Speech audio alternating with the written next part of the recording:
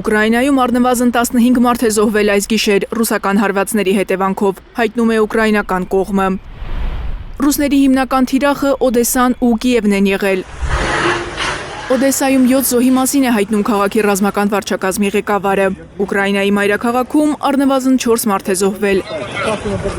Քաղաքապետ Վիտալի Կլիչկոյի խոսքով զոհերից մեկը 12-ամյա տղա է։ Կիևում առնվազն 45 վիրավոր կա։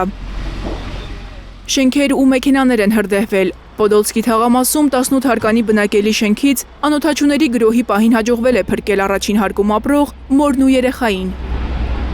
Երկրի ամբողջ տարածքում 100 վիրավորի մասին է հայտնել Զելենսկին, մասշտաբային անվանելով գրոհը։ Ուկրաինայի ռազմաօդային ուժերը հայտարարել են, որ հարձակումների 2 խոշոր ալիք է եղել։ Իրենց հաջողվել է ոչնչացնել կամ չեզոքացնել 31 հրթիռ, 636 անօդաչու թռչող սարք։ Ռուսաստանի պաշտպանության նախարարությունն էլ ուկրաինական հարվածների մասին է հայտնում։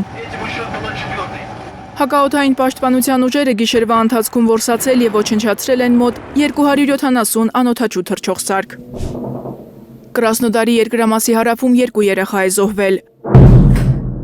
Տեղեկությունը հայտնել է նահանգապետը։ Վենյամին Կոնրատևի խոսքով Տուապսեում բնակելի շենքերի վրա անօդաչուների գրոհի հետևանքով են զոհվել 5 և 14 տարեկան երեխաները։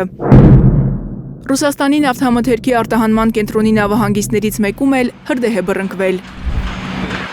Ռուս-ուկրաինական պատերազմի 1512-րդ օրը մարտական գործողությունները չեն դադարում։ Զենքերի ձայները շարունակում են խաթարել խաղաղության հասնելու ջանքերը։